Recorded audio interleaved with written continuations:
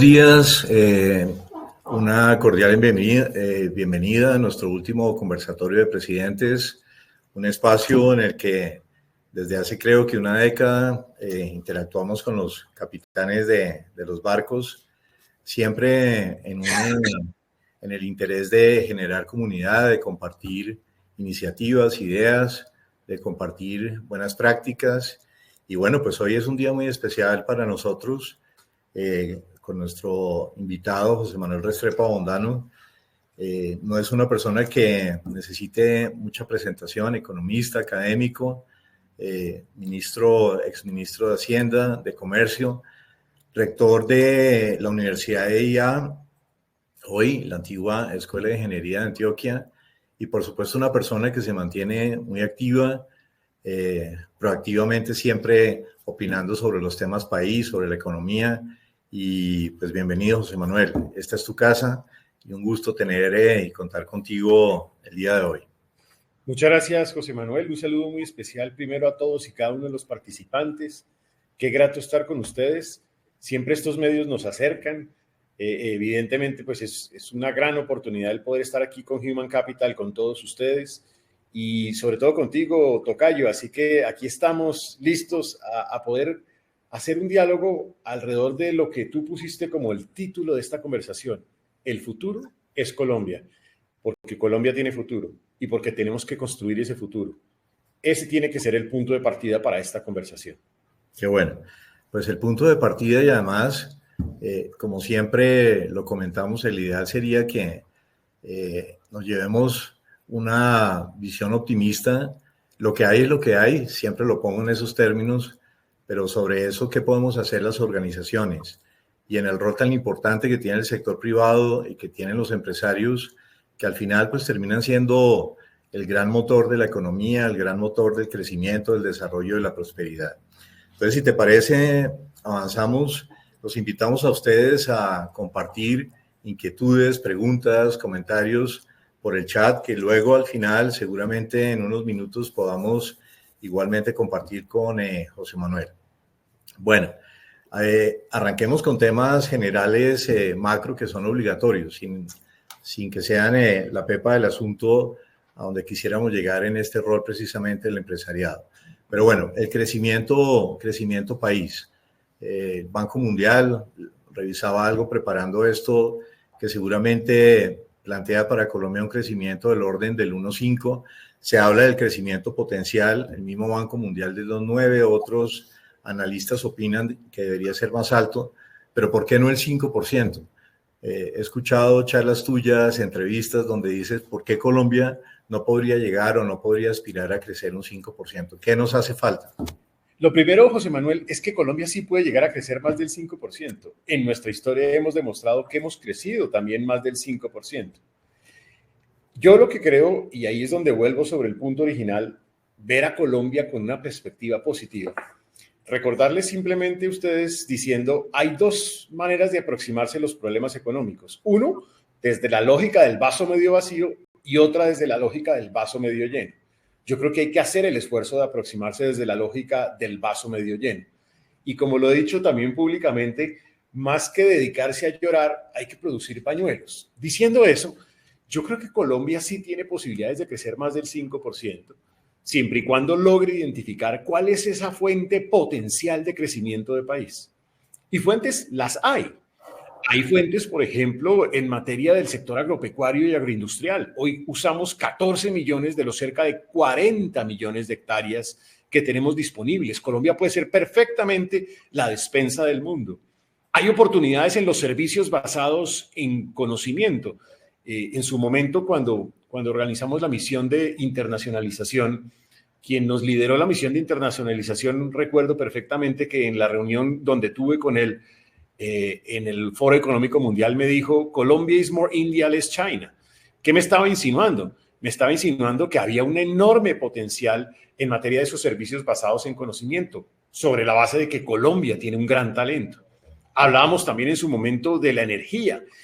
Colombia es un país que tiene un enorme potencial en energías eólicas, en energías solares, también en industrias 4.0 con vocación exportadora. El margen para crecer en exportación es gigantesco en el caso colombiano porque hoy no somos un país altamente exportador comparado con los países de la OCDE.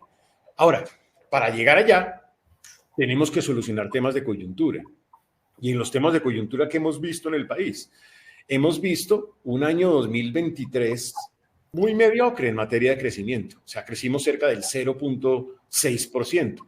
Prácticamente no crecimos. Nos salvamos de un pelo o por un pelo de caer en un escenario de recesión económica, con una afectación muy fuerte en los sectores de industria, de comercio, de vivienda. Y creo que ahí pues hay una de las razones por las cuales seguimos en una tasa relativamente baja. Es importante decir, ya para inicios del 2024 empezó una etapa de recuperación y hoy quizá la noticia un poco más positiva o menos pesimista es que muy seguramente cerraremos este año 2024 con una tasa de crecimiento cercana al 2%. Podríamos estar en el 1.8, en el 1.9%. Yo estaba esperando un mejor resultado en este trimestre tercero, pero pues no se dio.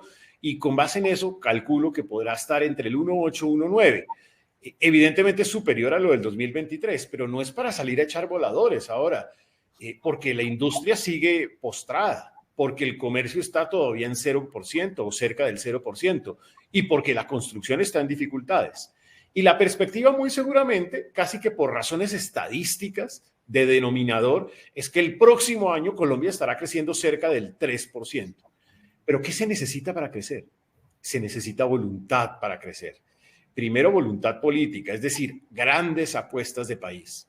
Pero se necesita entender que con el sector privado es la única forma para crecer. O sea, quien crea que con los recursos de la administración pública, con burocracia, va a crecer, está equivocado. Y si usted revisa el crecimiento de este año y del año pasado, está muy soportado en lo que se llama administración pública. En cambio, la inversión privada está en dificultades. ¿Cómo recuperamos la inversión privada? El banco tendrá su parte, bajando tasas de interés, sin duda alguna. Pero hay que hacer otro esfuerzo por otra vía, y es por la vía de lo político, de la incertidumbre política y social. Si seguimos en reflexiones filosóficas, como por ejemplo que ustedes, los empresarios, fueron los responsables de la inflación por sus grandes utilidades durante la época de la pandemia, pues no estamos enviando un mensaje claro.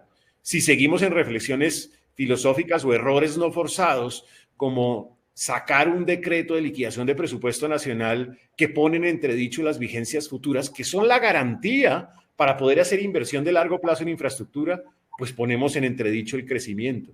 Si seguimos en reflexiones filosóficas sobre relajar, flexibilizar la regla fiscal, pues el riesgo de aumento de tasa de cambio, de aumento de costo de financiamiento, es todo. Entonces, me parece que el paso más importante es solucionar esa incertidumbre política y social. Y eso se relaciona, y con esto cierro esta primera pregunta, se relaciona especialmente con dejar tanta ideología. Es que la ideología no ayuda en este escenario. Colombia hoy no necesita tanta ideología, necesita es pragmatismo. ¿Cómo hacer que el sector agropecuario va a producir más? ¿Cómo vamos a apostarle a la cuarta revolución industrial? En lugar de decir, no vamos a firmar nuevos contratos vamos a dejar de firmar nuevos contratos de exploración de gas y de petróleo por una razón ideológica. En lugar de frenarle la posibilidad de crecimiento a Ecopetrol con la exploración no convencional, ni siquiera en Colombia, en los Estados Unidos de América. Con medidas como esas, pues no vamos a crecer. Es imposible crecer cuando esos sectores son críticos para el crecimiento de la economía colombiana. Entonces, ¿posibilidades las hay? Sí, y todas. Agréguele turismo sostenible, pero con inseguridad, pues no va a haber crecimiento económico. También, si ponemos en entredicho la seguridad energética del país, tampoco habrá crecimiento económico. Hay posibilidades, pero hay que hacer apuestas con pragmatismo y enviar señales de certidumbre y de confianza al sector privado, que es el que explica el 80% de las razones por las cuales un país como Colombia crece. ¿Dependemos de ustedes, empresarios? Sí, pero también dependemos de mensajes de certidumbre política desde el gobierno nacional. Sin duda.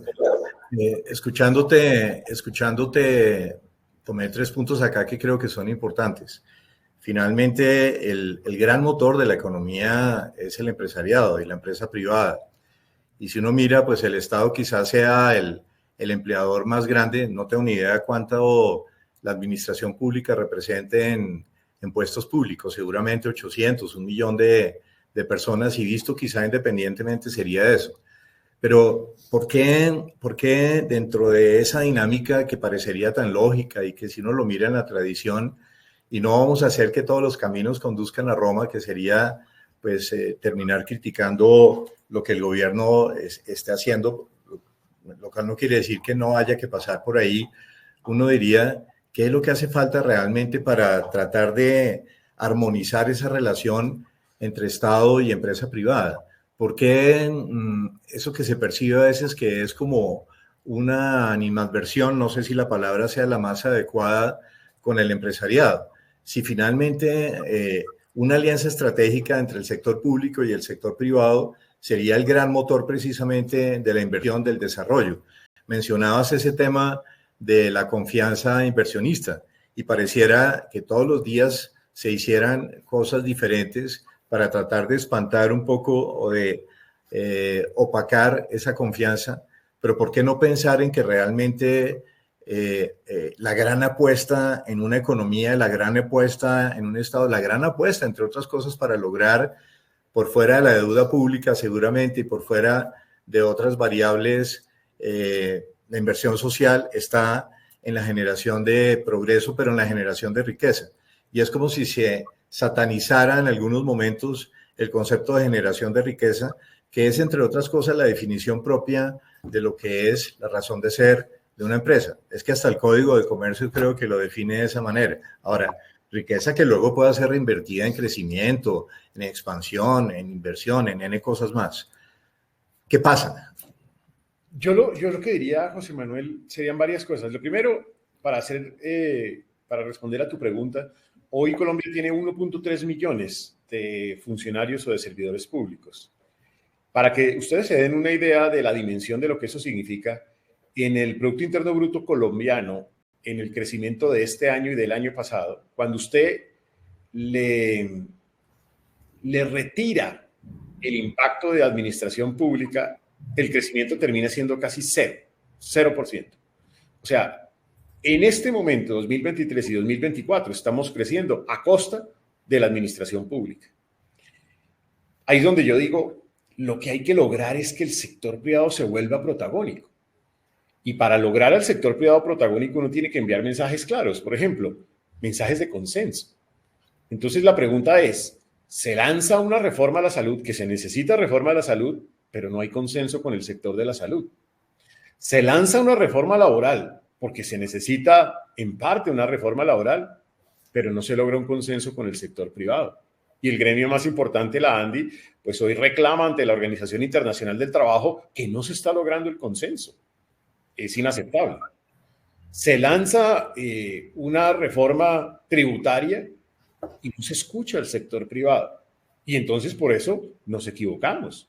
Y entonces en 2022 se lanza una reforma tributaria que pone en entredicho al sector minero, que eleva los costos y la carga tributaria al sector empresarial y que evidentemente, aunque se había anunciado que eso iba a tener un impacto negativo sobre la inversión privada, pues se toma la decisión. Y efectivamente, ¿qué pasa con la inversión privada? Se cae. En este momento, la inversión con respecto al PIB, la inversión privada con respecto al PIB, es de los peores datos en la historia del país. Entonces, claramente hay como un desprecio al valor de lo privado, al valor de lo productivo. Y yo me he puesto a reflexionar por qué. Y de pronto tengo como tres razones. Y la primera razón es que también hemos estado en medio de una revolución desde lo cultural. Y esa revolución desde lo cultural tiene hoy como mantra que hay una tiranía del mérito. ¿Ustedes han oído ese término? Y la tiranía del mérito, entonces lo que dice es que más o menos ya no vale el mérito. Y entonces el mérito del que trabaja, del que estudia, del que es responsable, del que hace empresa, del que genera empleo, ya no vale. Ya no vale eso. De hecho, incluso políticas públicas nuevas, por ejemplo, subsidios, privilegian a los jóvenes que están saliendo del delito, no a los jóvenes que están emprendiendo, que debería ser todo lo contrario. Entonces, cuando uno termina en ese concepto de la tiranía del mérito, en mi opinión, termina en el concepto de la tiranía de la mediocridad. Y ese es el escenario en el que estamos. Y entonces ya no vale el esfuerzo del tendero, el esfuerzo del microempresario, porque yo no estoy hablando de las grandes empresas, pues claramente las incluyo. Pero es que Colombia en un 90% es un país de pequeña y de microempresas. O sea, es el país del tendero, del que tiene una pequeña fabriquita, del que produce en su casa, del que confecciona en el segundo piso de su casa. Ese es el país de los empresarios en Colombia. Y eso no lo estamos reconociendo como valor, con un agravante. Y entonces ahora pretendemos volver al concepto del Estado como el garante de todo, de la estatización. Y entonces usted revise de verdad con juicio. La reforma pensional estatiza el sistema pensional. La reforma a la salud o su implementación por la vía de decretos estatiza el sistema de salud. La reforma laboral, pues termina agotando al sistema privado y por lo tanto dependiendo solo del empleo público, estatiza el empleo. La discusión hoy y en la reforma a la educación, estatiza el sistema educativo. Estamos en un escenario de estatización. Es más, el propio presidente de la República en el último discurso ante el Congreso de la República, ya sin ambajes y sin ningún temor, habla de la estatización, como si ese fuera el camino ideal en la historia del país. Tenemos que hacer una revolución cultural. Tenemos que tener la capacidad como empresarios aquí de Human Capital, para conquistar jóvenes alrededor del valor de hacer empresa. A nosotros como rectores nos corresponde también una tarea muy importante: motivar a los jóvenes a hacer empresa, a innovar, a crear iniciativa privada, a que entendamos que esa es la ruta, no lo contrario, porque si hacemos lo contrario, como dice Moisés Naim, terminamos en la necrofilia política, ese gusto por las ideas atrasadas, retrasadas y fracasadas del pasado. A ustedes y a mí nos tocó vivir el seguro social. Usted llegaba al hospital y eran camillas por todos lados, hasta en los corredores, y se montaba uno al ascensor del San Pedro y lo robaban en el ascensor. A usted y a mí nos tocó esa banca ineficiente, burocrática, corrupta, costosa, como era el modelo de la Caja Agraria y como era el BCH y muchos más. A ustedes y a mí nos tocó el sistema estatizado en telecomunicaciones, ineficiente, en correo. A usted y a mí nos tocó el sistema ineficiente en puertos. ¿Es a eso donde queremos volver? ¿Es esa el gusto de la necrofilia política en donde quisiéramos volver a llegar? Pues yo no quiero volver allá. Yo creo que ese no es el camino. El camino es recuperar la dimensión de lo privado y construir con el sector empresarial.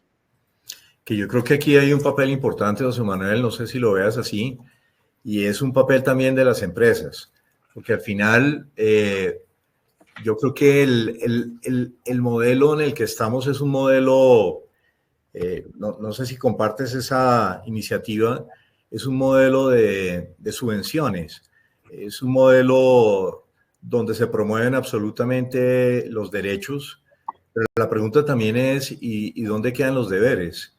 Y yo creo que en el rol de las empresas invertimos mucho en un tema de formación de las personas, en competencias, en sus planes de desarrollo y tal.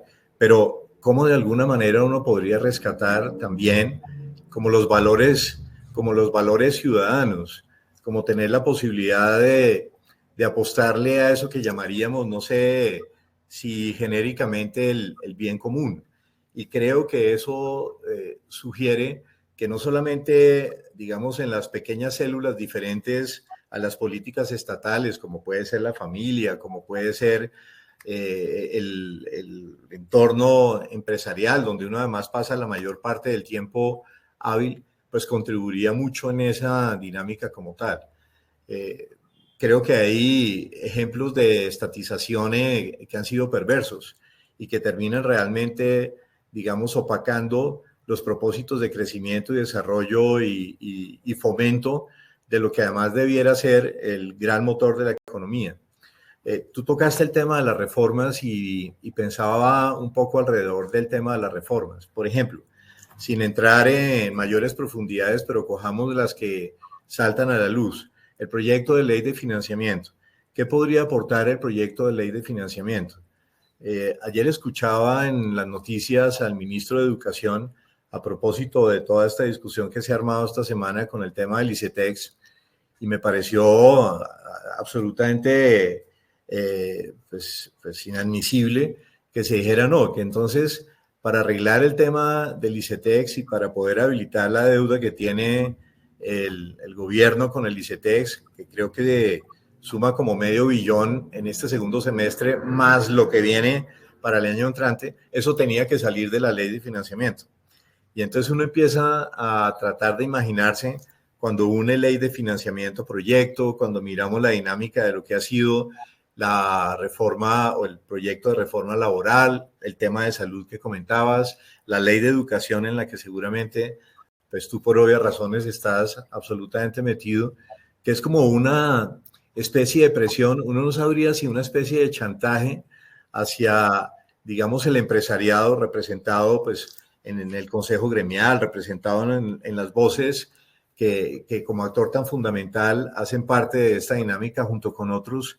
Pero ¿qué aportaría, por ejemplo, una ley de financiamiento? ¿Habría ambiente en un momento como este para apostarle a una iniciativa? Claro, la cortina de humo, yo lo veo así, no sé si estoy equivocado, es vamos a bajarle la tasa de tributación a las empresas. Pero alguien decía por ahí, si eso llegara a pasar el año entrante, bajar un punto de la tasa de tributación de las empresas representa 2 billones de pesos, pero son 2 billones de pesos que no son realmente la gran solución al tema. ¿No sería este también un mensaje para los inversionistas negativo? Toda la carga que se está poniendo sobre las personas naturales, que yo no sé realmente cuál sea la composición en el tema. Nosotros en lo que hacemos, y más desde el punto de vista, digamos, laboral y el observatorio, siempre decimos que las personas que devengan más de 10 millones de pesos, que fueron el foco, entre otras cosas, de la ley 2277, la actual ley fiscal, pues no representan más del 2 o el 2,5% de la fuerza laboralmente activa. Y ha estado como recargado el tema ahí. Pero entonces una ley de financiamiento que alivie un poquito, es un paño de agua tibia a la situación, por lo menos el año entrante, de las personas jurídicas, pero que le cargue la mano a las naturales. Arranquemos con lo primero que tú planteas, José Manuel. Lo primero, yo coincido contigo. Nosotros tenemos como empresarios que construir ese escenario de país en donde sea importante el derecho. Claro que es importante el derecho, pero también los deberes. Estamos concentrándonos solamente en los derechos. Cuando tú te concentras solo en el derecho, pues te concentras en un estado macrocefálico que quiere administrarlo todo. Y por eso terminamos en un escenario de un país lleno de subsidios. Y como dice algún presidente de América Latina, lleno de mantenidos. Y los subsidios no es la solución. Yo no estoy diciendo que no hayan subsidios. Los subsidios son un camino para desarrollar capacidades y posibilidades para que la gente logre, por ejemplo, un empleo, logre crear empresa o atienda una necesidad subsidiaria en un momento determinado. Pero el país no puede vivir eternamente de los subsidios. Es imposible vivir solo de subsidios. Y esto se relaciona también con el tamaño del Estado. Nosotros nos estamos montando en un Estado que hoy tiene un presupuesto nacional donde casi el 85% del presupuesto nacional es inflexible a la baja. Entonces nos montamos en un Estado macrocefálico en donde lo primero que tenemos que hacer es recortar el tamaño del Estado. O sea, de verdad, no existe otro camino. De lo contrario, no habrá recursos suficientes para atender ese presupuesto nacional. Y esto lo digo y lo ligo con la ley de financiamiento. ¿Por qué terminamos en una ley de financiamiento? Terminamos en una ley de financiamiento porque nos montamos en ese tren de gasto burocrático que ha llevado a que entre el 2023 y el 2025 proyectado, el gasto de funcionamiento en Colombia crezca al 20% anual promedio. Dígame qué empresas de las aquí presentes están creciendo su gasto de funcionamiento al 20% cuando la economía está creciendo entre el 0 y el 1%. A menos que esté en una etapa de crecimiento impresionante, yo no conozco empresas de esa naturaleza, pero el Estado sí. Entonces nos montamos en un estado macrocefálico, cada vez más macrocefálico, con más inflexibilidad, con reformas en donde toda reforma tiene un costo fiscal adicional, porque la pensional tiene un costo fiscal de 54 billones de pesos anuales. La de salud, acaba de decir el presidente Landi, tiene un costo de 16 a 17 billones de pesos anuales. Todos tienen costos adicionales y nadie está haciendo los cálculos del impacto que esto va a tener. Y ahora se inventan la reforma al Sistema General de Participaciones que va a llevarnos a un déficit del 10% y a una deuda pública de cerca del 90%, con una profunda irresponsabilidad. Entonces, nos estamos montando en un estado, pues, que realmente ni siquiera tenemos la capacidad de subsidiar y financiar. En medio de esas circunstancias, la economía cayó su crecimiento. Y lo vimos, lo hemos visto, por las razones que dije al inicio. Cuando cae el crecimiento, obvio, cae el recaudo tributario. Se nos cayó el recaudo tributario. Pero además de eso, la última reforma tributaria se cae casi en un 40% su recaudo. ¿Por qué? Porque se le dijo 1000 veces al ministro de turno en ese momento, no cometa ese error.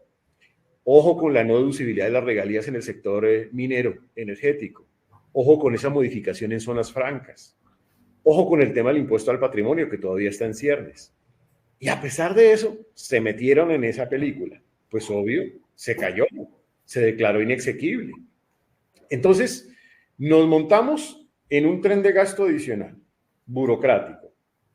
Voy a poner un ejemplo que es paradigmático, el Ministerio de la Igualdad. 5 viceministerios, un ministerio que no ha ejecutado más allá del 10 al 15% en inversión.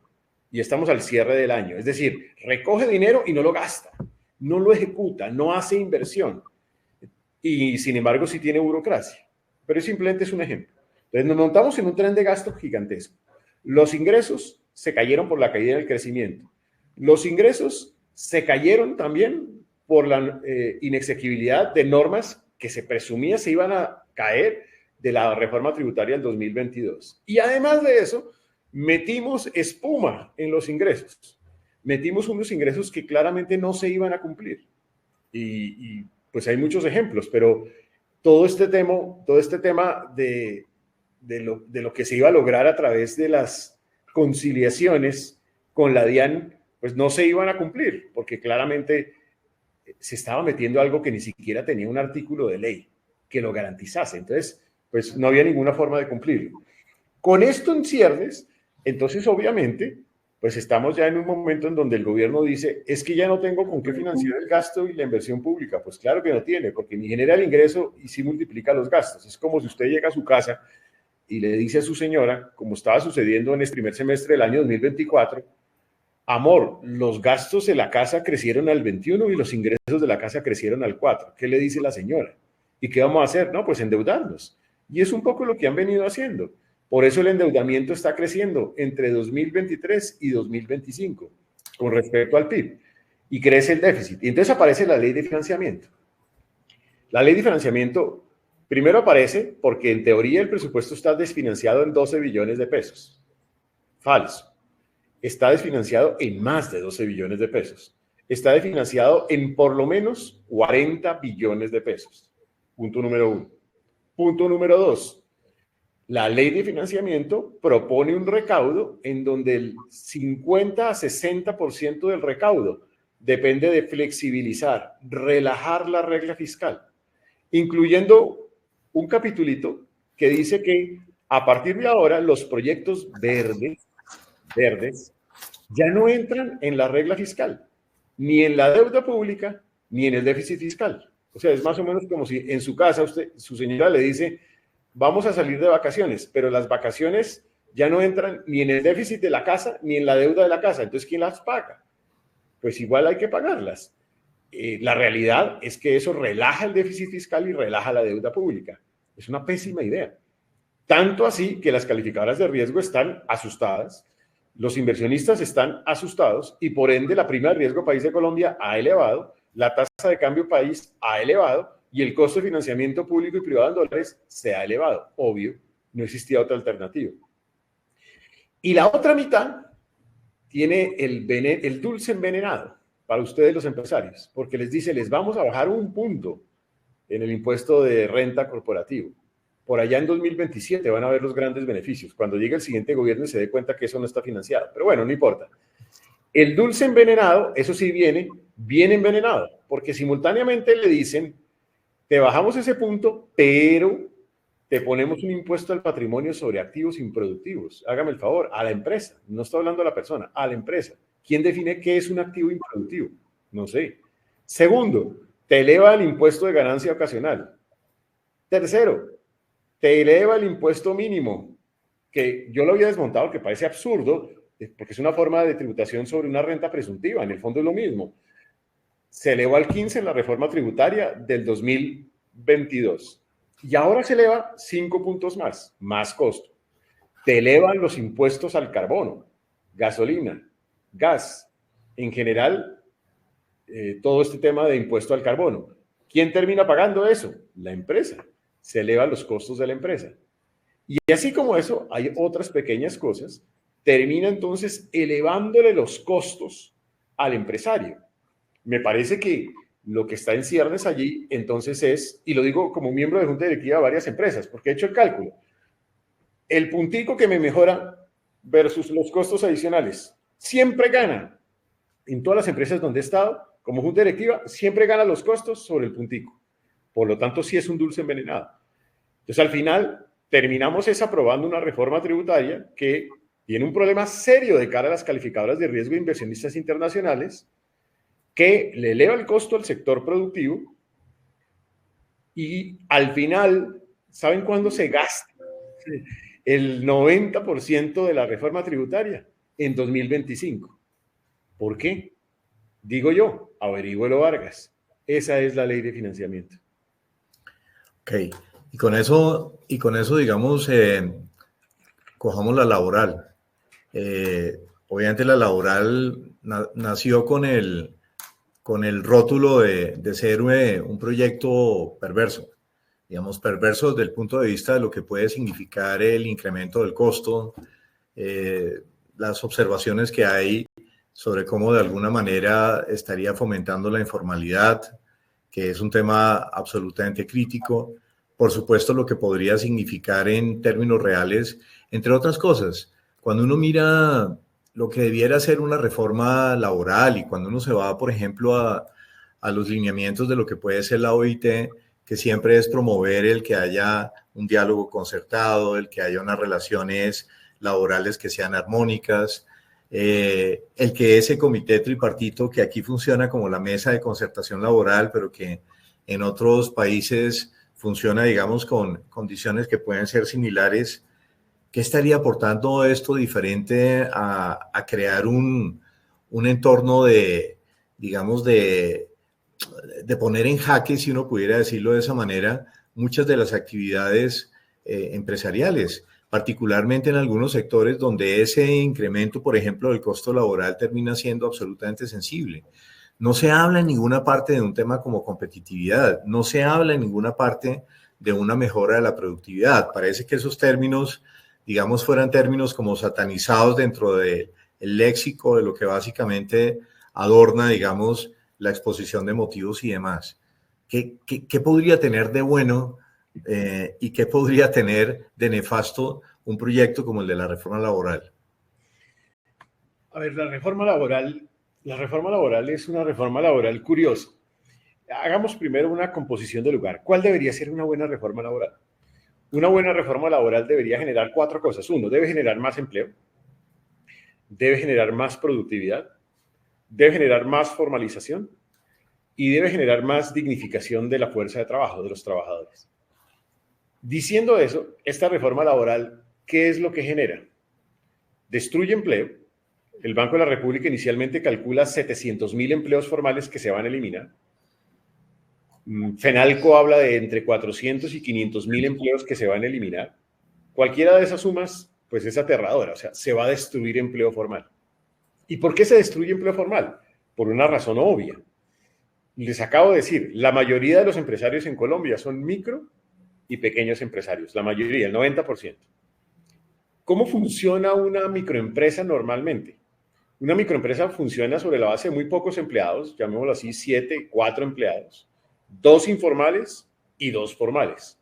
Entonces, cuando usted le genera un costo adicional a ese microempresario, a ese pequeño empresario, ¿qué impacto le genera eso a esa empresa? Pues la lleva a que lo que hace el empresario es que, como quiera que tiene la mitad informal y la mitad formal, pues simplemente es trasladar. Uno estaba formal, se vuelve informal y ya. Se elimina un puesto de trabajo formal. Eso es lo que hace un microempresario normalmente. Y eso es lo que va a suceder cuando tú le aumentas el costo laboral. ¿Por qué le aumenta el costo laboral? Por el tema de horas extras, por el tema de dominicales.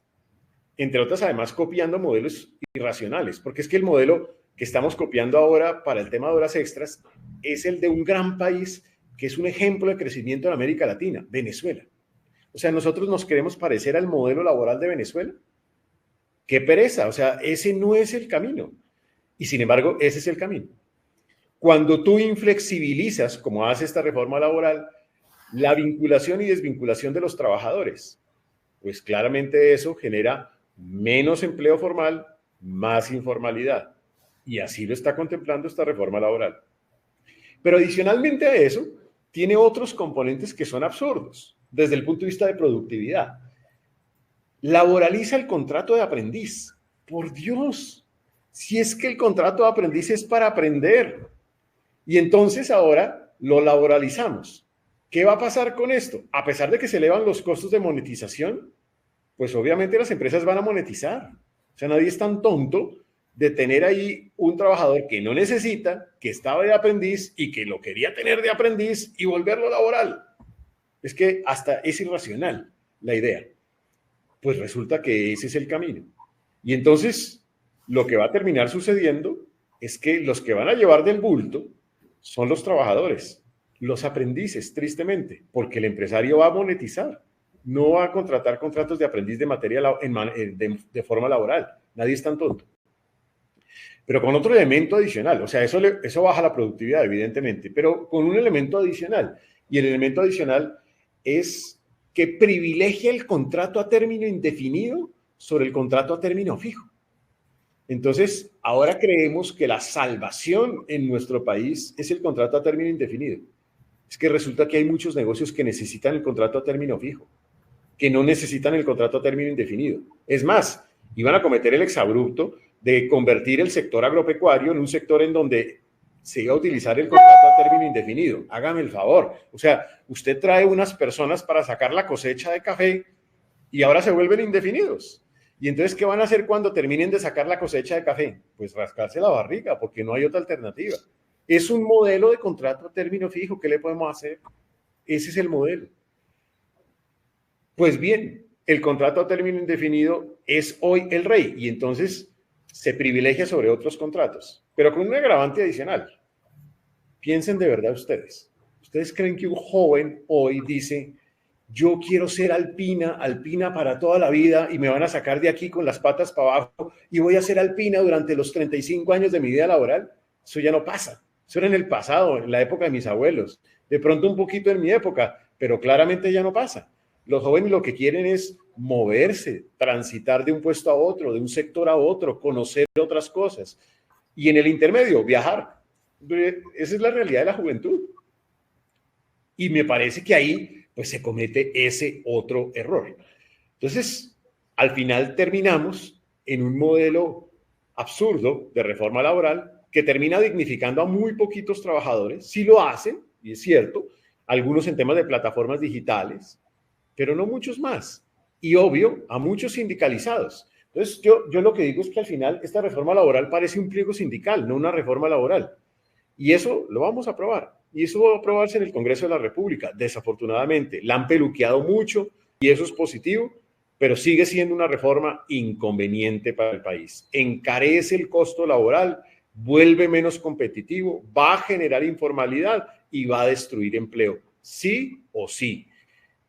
Dice Jean Tirole, lo que uno debería hacer es una reforma laboral, no que proteja el empleo, sino que proteja al trabajador. Yo hubiera creído que ese era el camino. Proteger al trabajador es darle mecanismos de capacitación, de movilidad, de un buen seguro al desempleo temporal para que la gente se pueda transitar de un empleo a otro. Esa era una buena reforma laboral. Aquí escogimos de nuevo la reforma laboral basado en el concepto de la necrofilia política, del gusto por las ideas atrasadas, retrasadas y fracasadas del pasado, no del futuro. La necrofilia es que además, por ejemplo, ese tema que comentas de los contratos, y lo hemos analizado con otros expertos a término indefinido, es como tratar de creer que la estabilidad está en un contrato a término indefinido, como si la estabilidad de alguna manera de un empleado no estuviera más bien en la suerte que tenga la empresa y, por supuesto, en la generación de valor del empleado. Los empresarios han sido muy valientes a lo largo de los años, incluso frente a un estatuto del trabajo absolutamente obsoleto. Los primeros modelos hace años que incorporaron, y hemos acompañado por obvias razones de lo que hacemos parte de ese tema, todos los esquemas de lo que pueden fomentar la generación de valor o palabra que suena a veces que irrita a algunos, no aquí, sino afuera, en un tema que es productividad, la mejora de la productividad. Poder crear componentes diferenciadores, y ya se han hecho ejercicios muy interesantes, ejercicios donde las empresas, aún sin ese marco regulatorio, han avanzado en establecer unas reglas de juego objetivas, equitativas, que fomentan la generación de valor. No el trueque como el miquito del circo a quien se le da la galleta por lo que tiene que hacer, ni siquiera sin saber si lo está haciendo bien o mal. Ese tema finalmente sindical, que por fortuna, digamos, aparentemente se hizo a un lado. Pero en términos concretos, lo que sí proponemos y propiciamos y con nuestro pequeño grano de arena todo el tiempo estamos recalcando es que hay mecanismos incluso para poder ser mucho más competitivos en los niveles de pago, en herramientas que por supuesto están en la normativa laboral y que tienen que ver muchísimo con una, hablemos de no flexibilización salarial, sino flexibilización en el costo para las organizaciones, que tendrá que seguir siendo el camino si esta reforma al final llega a salir. Ese tema de lo desfinanciado que pueda estar el gasto público, con los 523 millones que al final a trancazo se aprobaron, no sé si estoy en cifras que son correctas, pero dicen el 16% es inversión, el 20 o 21% termina siendo pago de deuda pública, pero un pago de deuda pública en el que yo me endeudo para pagar lo que ya debo, me endeudo para el año entrante para pagar lo que ya debo. ¿Eso es lo que estamos haciendo o no? Como Sí. país. A ver, una cosa antes de hablar de eso, porque me parece que pusiste de presente algo que es muy relevante. Los problemas que tenían los empresarios reales no se solucionan con la reforma laboral. Múltiple afiliación sindical no se soluciona, que es absurda. Estabilidad laboral reforzada. Es más, se incrementan causas de estabilidad laboral reforzada. Permisos sindicales, permisos en salud, todo eso queda igual o peor que antes. Entonces, cuando uno ve, pues no le soluciona realmente el problema al sector productivo y no nos vuelve más productivos, desafortunadamente. Volviendo al gasto público. El gobierno todavía ni siquiera ha presentado el decreto de presupuesto nacional. Es decir, todavía no se ha aprobado. Ya claramente estamos en escenario de dictadura fiscal porque el gobierno lo va a sacar por decreto. Así se llama legalmente. ¿Cuánto lo va a sacar? No lo sé. Porque la verdad es que no se sabe por qué el gobierno no lo ha presentado. Mi tesis es que no lo ha presentado porque de alguna manera está presionando, llamémoslo así, chantaje, al Congreso de la República para que le aprueben la ley de financiamiento. Yo creo que como mínimo lo va a presentar en 523 billones de pesos. No creo que incluso lo reduzca. Ojalá lo redujese, pero no estoy seguro que va a suceder. Si lo presenta por 523 billones, en teoría tiene una desfinanciación de 12 billones de pesos. En teoría, porque eso no significa que es en la realidad, en teoría. Y si ese es el caso, pues me parece que ahí estamos abocados a un escenario en donde el gobierno colombiano pues va a tener realmente una desfinanciación de poco más de 39 a 40 billones de pesos. O sea, esa es la realidad. La realidad es que la desfinanciación es mucho mayor de esos 12 billones de pesos. Me parece que ahí hay un mensaje muy complicado, muy enredado, porque como tú acabas de decir, desafortunadamente ese presupuesto tiene un exceso en temas de gasto de funcionamiento. Ahora te voy a dar los datos exactos de lo que significa gasto de funcionamiento, pero en materia de gasto de funcionamiento, pues está el grueso del gasto de la nación. Diciendo eso, además, dentro de ese presupuesto, efectivamente se está pagando deuda, y se está pagando deuda de una manera muy significativa, entre otras además porque desafortunadamente se ha aumentado la tasa de cambio, se ha aumentado la prima de riesgo país y se ha aumentado el costo de financiamiento de país. Y cuando eso sucede, pues evidentemente hay una preocupación gigantesca sobre el financiamiento de la economía. Buena parte de la deuda se usa así para pagar deuda anterior. ¿Cómo se podría evitar eso? Si lográramos superávit fiscal primario, en donde por lo menos habría la posibilidad de reducir el nivel de deuda pública. Pero claramente eso no se está dando. ¿Y eso por qué no se está dando? No se está dando porque el gobierno pues se ha venido gastando en exceso, y al gastar en exceso pues esa posibilidad no está. Te voy a dar entonces ahora sí los datos precisos. Lo estimado para el 2025 es que en gasto de funcionamiento vamos a pasar, ojo a esto, en 2022 de 211 billones de pesos de gasto de funcionamiento, que ya era alto, lo reconozco, a 328 billones de pesos, más de 100 billones de pesos adicionales. ¿En cuánto tiempo? En 3 años. Eso es incontrolable, es desbordado. Segundo, el nivel el gasto de deuda pública pasa de 71 billones en 2022, que era alto, a 112 billones en 2025. Es decir, ahí se da un aumento sustantivo. Y finalmente, en inversión, vamos a pasar de 100 billones en 2024, que era excesivo, a 82 billones en 2025. O sea, vamos a hacer un decrecimiento en materia de inversión. Hombre, la realidad es muy compleja, y la verdad es que no puedo mandar la gráfica, porque si no la mandaría, porque me parece que es muy diciente de esa realidad tan complicada que estamos enfrentando. Que además sería una caída acelerada cuando uno está poniendo un denominador mayor, que son los 523 millones de pesos. Cuando uno dice el chantaje al Congreso en un término coloquial, pero bastante gráfico, pero también uno podría hablar que ha habido un chantaje al empresariado. Porque la pregunta sería si todas estas reformas, ya para cerrar ese punto de las reformas, de alguna manera no suponen, digamos, una presión muy fuerte, una presión muy grande sobre el sector empresarial para hacer cosas. Y yo creo que quizá lo más reciente y diciente no fue acaso, por ejemplo, esa reconversión entre la propuesta del gobierno de la inversión forzosa y la sentada con los bancos para decirles, bueno, entonces no hacemos la inversión forzosa, pero ¿cuánto van a poner ustedes para prestar en condiciones que sean más favorables? Que además terminó siendo un tire y afloje, porque creo que la suma inicial, que no recuerdo si fueron 50 o 55 billones de pesos que va a poner el sector financiero, no fue la cifra que inicialmente se planteó.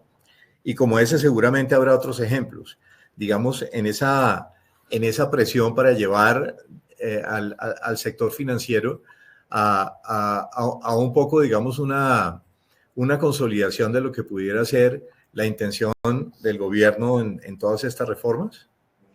Yo creo que efectivamente genera una presión muy complicada también al sector privado, eso es cierto, porque hay menos espacio para la inversión privada, porque cuando tú le restas tanto recurso a la economía para funcionamiento público y deuda, pues hay menos capacidad de inversión privada también.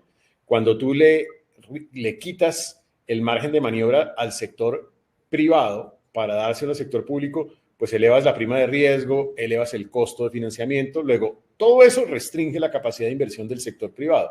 Luego, claramente sí tiene un impacto negativo sobre el sector privado, y pues si a eso le agrego dosis de estatización por todos los lados, pues claramente se vuelve insostenible.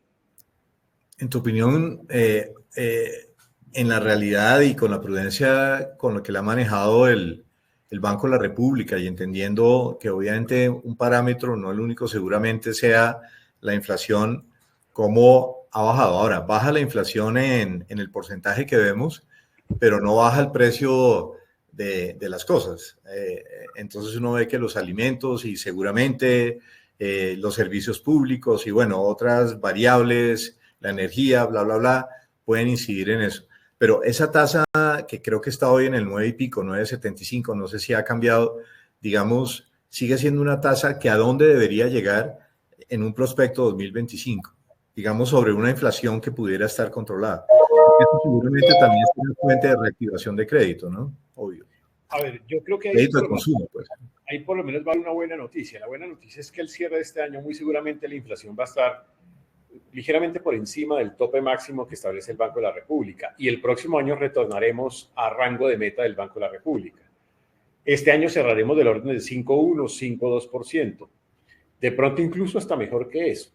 Si ese es el caso, a eso habría que agregarle el valor de la productividad y muy seguramente ahí viene una decisión que se vuelve sustantiva. ¿Cuánto va a ser el aumento de salario mínimo? Mi percepción es que esto puede llegar a ser por encima del 7% o cerca del 7%, lo cual sería altísimo, la verdad. Yo creo que el óptimo sería que el aumento de salario mínimo no fuera más allá de inflación, más productividad. Y eso, porque de verdad deberíamos hacer un esfuerzo porque este año el aumento fue sustantivamente superior, el del aumento del salario al aumento de inflación. Pero desafortunadamente va a ser más alto y eso tiene un impacto fiscal y eso tiene un impacto en inversión y eso tiene un impacto en costos para el sector productivo. Entonces yo creo que ahí vamos a enfrentar un desafío muy complicado realmente de cara al futuro. El Banco de la República, yo creo que viene haciendo la tarea como la tiene que hacer. Y la tiene que hacer es gradualmente ir reduciendo la tasa de interés. Y la va a seguir reduciendo, ya no queda mucho margen, solo queda una decisión. El gobierno no le ha ayudado al banco, porque si el gobierno bajara el déficit fiscal, el banco pudiera bajar más de 75 puntos. Pero desafortunadamente no ha sido el caso. Yo creo que, digamos, oscilaremos entre 50 o 75 en la decisión de diciembre y ahí cerraremos el año. La verdad es que con el escenario fiscal que estoy viendo, el banco le tiene mucho susto a bajar 75 puntos básicos. Luego, muy posiblemente bajará a los 50. Si se tranquiliza o le envía un mensaje de tranquilidad al gobierno con el presupuesto, yo creo que el banco podría bajar los 75 puntos básicos, pero difícilmente va a suceder por las razones que acabo de decir. Luz Marina pone ahí una pregunta que me parece que es válida y es, efectivamente, Luz Marina, la construcción está en una situación muy difícil y es una de las razones por las cuales la inversión no responde y por la cual el empleo se ha deteriorado. Y se relaciona con un sector que está en la tormenta perfecta, Luz Marina. Está en la tormenta perfecta porque por donde se le mire, la cosa no está bien. Los subsidios, pues se demoraron 2 años en darse cuenta que habían cometido el error de ponerlos en entredicho, de vivienda bis y por un lado. Segundo, la corrección que se hizo no fue completa. Y tercero, los subsidios proyectados para el 2025 van a ser más bajitos. Por lo tanto, ahí no va a haber mucha ayuda. Los subsidios no bis, la tasa fresh, se eliminó por una razón ideológica. Y sin eso, pues tampoco se va a reactivar la vivienda no bis. La demanda está caída por el bajo crecimiento. Se enfrentó a un fenómeno de costos internacionales. Se empezaron a subir subsidios y aranceles en algunos sectores de la construcción, elevando los costos. Entonces, y tasas de interés altas tampoco ayudan. Todo eso no ayuda al sector. No obstante lo cual, y con una visión un poquito de vaso medio lleno, yo creería que el año próximo, si el gobierno hiciera un esfuercito adicional en subsidio bis, por lo menos habría una leve recuperación.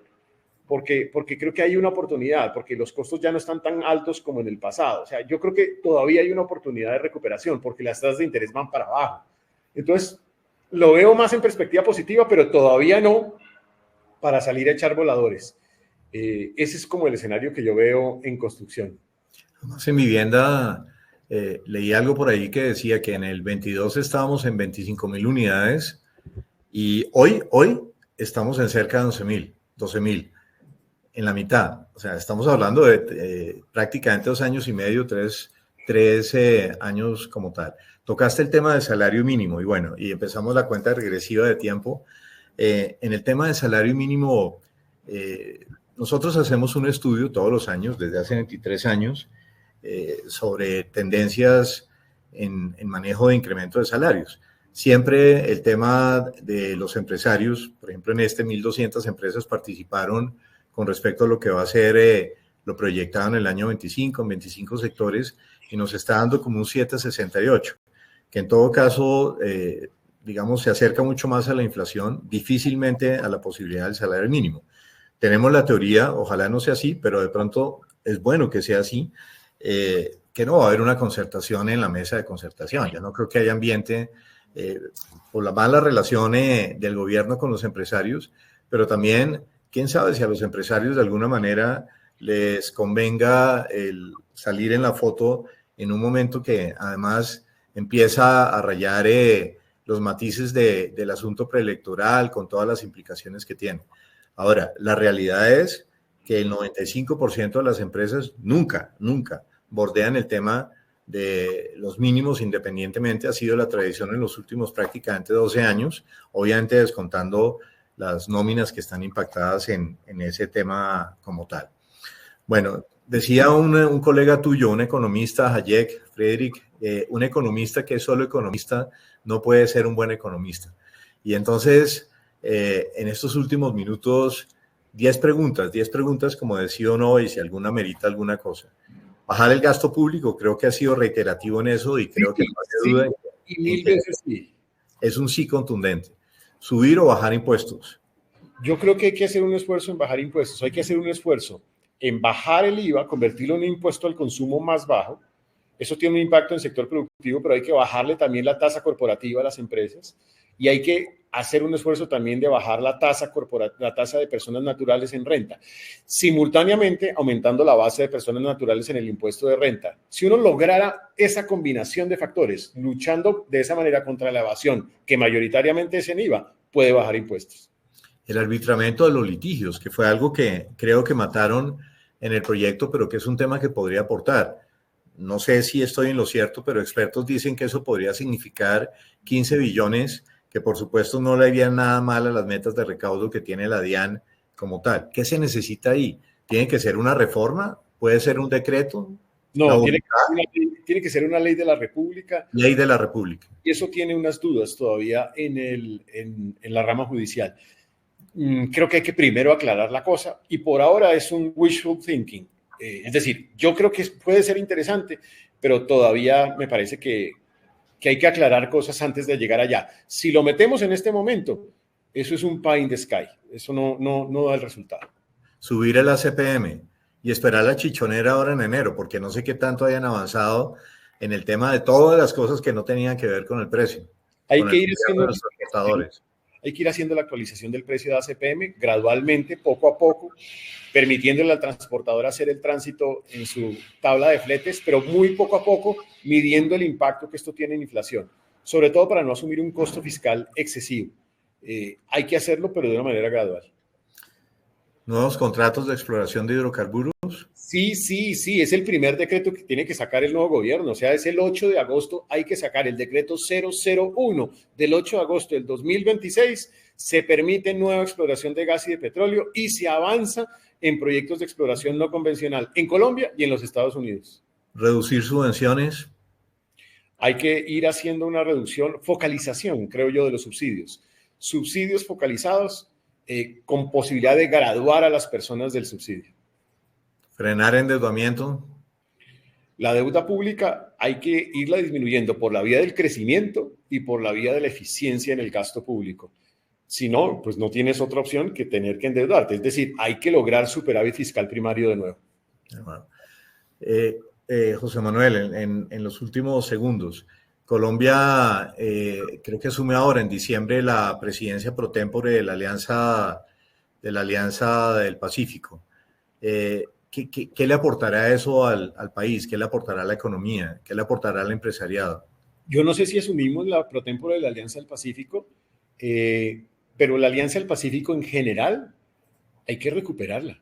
Es que por razones ideológicas la tenemos es postrada. O sea, la Alianza del Pacífico, que era la 12ª economía del mundo, con toda la potencialidad para hacer nearshoring, friendshoring, con la posibilidad de construir cadenas de valor, hoy está como un cadáver, postrada, por razones ideológicas. Y ahí no solamente por culpa de Colombia, por culpa de México, por culpa de Chile, por culpa también de los otros países miembros de la Alianza. Bueno, entonces en este último minuto y bueno, sin duda un mensaje al empresariado. Nosotros repetimos mucho una frase y es lo que hay es lo que hay, es decir, y dentro de eso, ¿cómo puede uno asumir los desafíos? ¿Cómo puede identificar oportunidades? ¿Cómo puede de alguna manera generar, no sé, si decirlo, una recuperación del sector empresarial, impulsar el crecimiento? Por supuesto, no tenemos injerencia alguna en temas como bajar el presupuesto, como bajar el gasto público, pero ese mensaje, digamos, que pueda ser positivo. Uno se imagina que a portas de lo que puede ser el inicio de un año electoral, el entrante, pues son dos temas los que van a ser críticos y todo el mundo va a querer ponerlo oportunistamente o auténticamente en su agenda, que va a ser el tema de la seguridad y la economía, porque yo creo que van a ser los dos grandes, digamos, macro temas alrededor de esto. ¿Cuál sería el mensaje positivo para que Colombia sea realmente el futuro, el presente y el futuro? Mire, que este sea un mensaje para todos los participantes en este evento, a todos los empresarios aquí presentes, y que como seguramente esta grabación se multiplicará en pequeños pedacitos, yo lo que creo es que este país tiene muchas oportunidades. Este país es el segundo país más biodiverso del mundo. Es un país que tiene expresiones culturales diferentes, en donde hay gastronomía, donde hay música, donde hay arte, donde hay patrimonio arquitectónico, patrimonio cultural, y donde hay un talento humano sobresaliente, que el mundo reconoce como el talento más emprendedor en América Latina. Cuando uno tiene semejante capacidad, tiene todas las oportunidades para crecer al 5 o al 6%. ¿Qué tenemos que hacer? Desplegar esas capacidades, desplegar esa potencia. Y para desplegar esa potencia, lo primero que tenemos que hacer es construir con unidad. De nada sirve seguir en la lógica de la orilla del puente, en uno o en otro lado del puente. Hay que recorrer el puente y descubrir que en la mitad de él, la mayoría tenemos propósitos comunes. Todos queremos que se respeten las instituciones, que se promuevan las libertades, la libertad para emprender, para hacer empresa, para educarse, para asociarse, para tener distintos pensamientos religiosos, políticos, la libertad para respetar la diversidad de género, para respetar las diversidades. Todos estamos de acuerdo en que se destruya la pobreza, la inequidad, que haya crecimiento. Todos creemos firmemente en el valor del mérito del que trabaja, del que responde, del que es responsable. ¿Por qué nos quedamos en una o en otra orilla? Recorramos el puente y descubramos que en la mitad de él hay propósitos comunes. Y para eso hay que ponerse la camiseta de la Selección Colombia, como lo hicimos cuando enfrentamos el terrorismo y fuimos el país que más crecía en América Latina, cuando lo hicimos en la pandemia y fuimos, según The Economist, el país que mejor salió de la pandemia. No nos pongamos solamente la camiseta cuando juega la Selección Colombia. Claro que hay que ponérsela en ese momento, pero hay que ponérsela en este instante. Hoy más que nunca necesitamos la academia, el sector privado, trabajando juntos, los sectores sociales, por recuperar un país que tiene muchas más posibilidades de las que nos imaginamos, que no solamente está pensando a 2 años, sino que está pensando a 20 años. Y por favor, y entiéndanme que esta es una palabra castiza, dejemos de estar petrificados. El país puede despetrificarse y hay todas las oportunidades para hacerlo. Y repito, no es un verbo político, sino es un verbo castizo. Muchas gracias, José Manuel, por la invitación. Muchas gracias, José Manuel. Agradecerte, conciencia colectiva y seguir pedaleando. Creo que es la forma de hacer patria. Hasta luego y muchas gracias a ustedes por estar con nosotros en este último conversatorio. Esperamos verlos pronto el año entrante. Hasta luego.